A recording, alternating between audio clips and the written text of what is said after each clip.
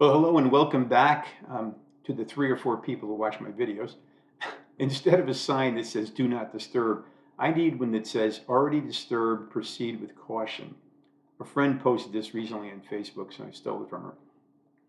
So the intellects down in Florida came up with this barbaric legislation that will have schools teach how slavery brought personal benefits to black people. What? Who the F came up with this idea? This is news to everyone, especially black people. What will they think of next? And I'd like to know how they're going to frame this one and who is going to describe the upside of slavery. Only slaves can do this. And by the way, there was no upside to slavery. Well, certainly not for the slaves. You can't whitewash slavery. Lots of questions, but absolutely no answers for this governance. DeSantis and his entourage of morons claim that blacks develop skills. Yeah, such as being lynched, tortured for being out of line, taking their babies away from them, working them 7 days a week under incredibly difficult and horrible conditions with no rights and having no support from the government. Isn't the history of slave under the same concept that you have no rights, no say in anything, no autonomy or decision making in your life? You're a slave with absolutely no freedom.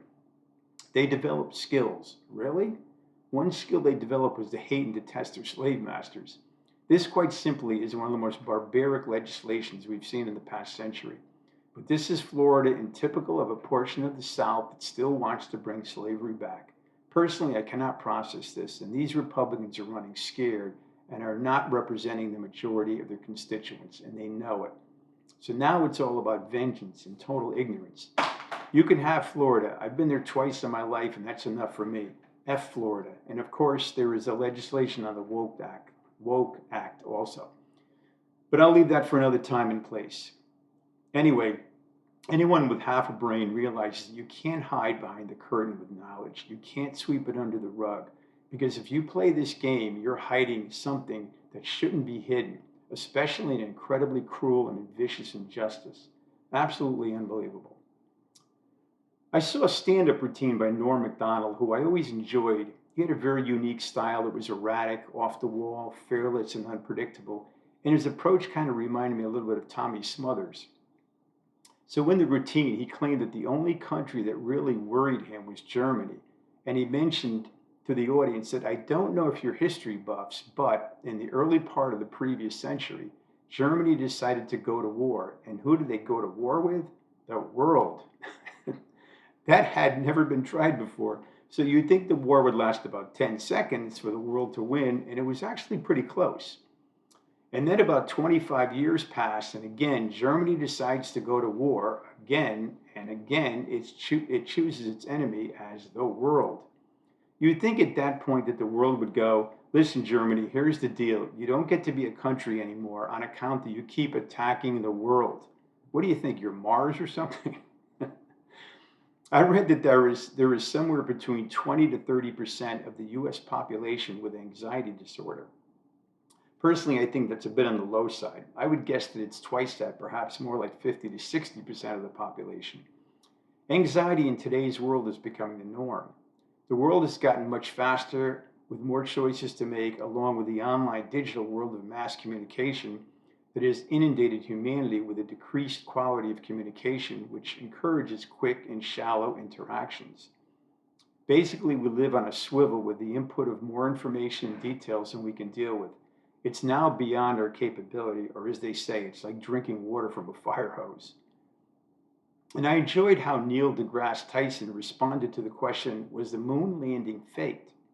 He started by saying that we know that the rocket did launch, that we know, which took thousands of hours of documents and records of the engineering behind it. So if you wanted to fake the moon landing, you would have to fake all the engineering and documents. So technically, it's easier to go to the moon than fake all this work for nothing. What would be the point?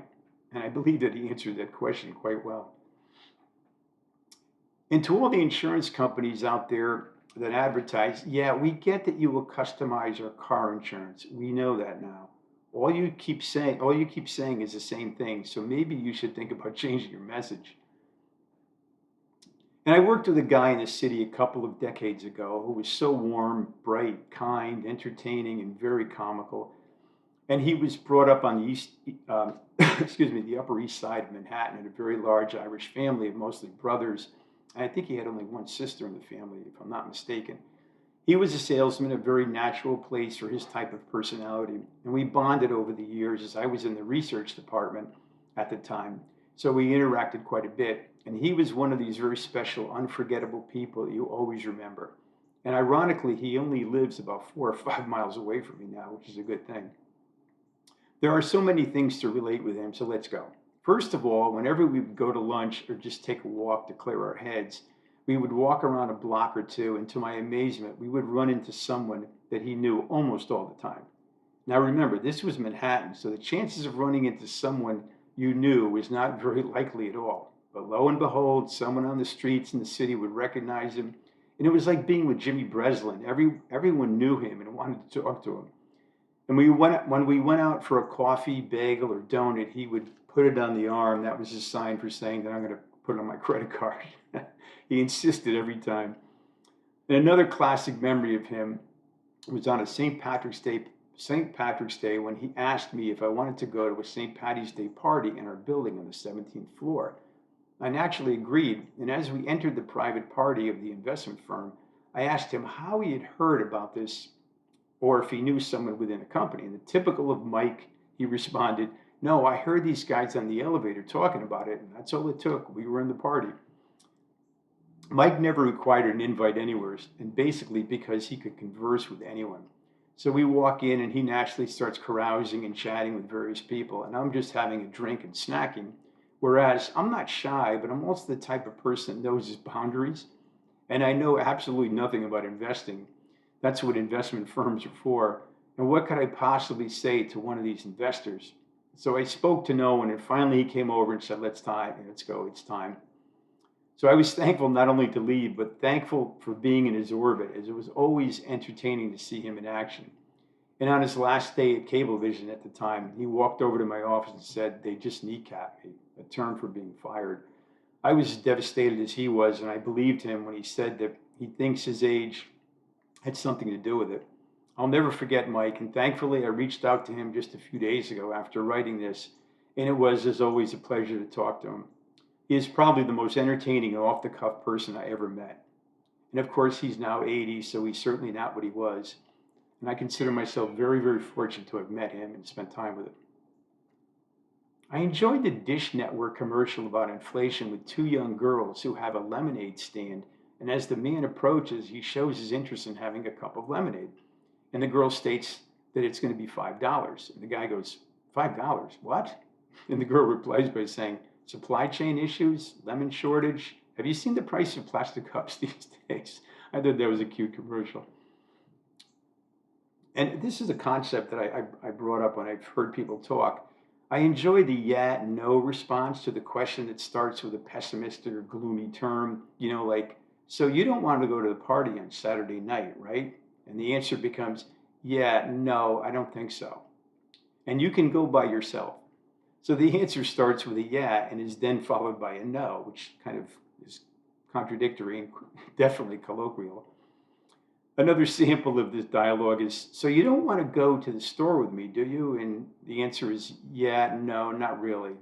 And then your next comment/answer is, yeah, you don't mind, do you? And by this point, you don't get a response from them, but the body language is definitely there. These scenarios are much more likely in a relationship, especially for married folks. There's a lot of body language going on in marriages and relationships. I think we all know that. And I am now totally convinced that the Republicans are aliens. I don't understand anything they do or say.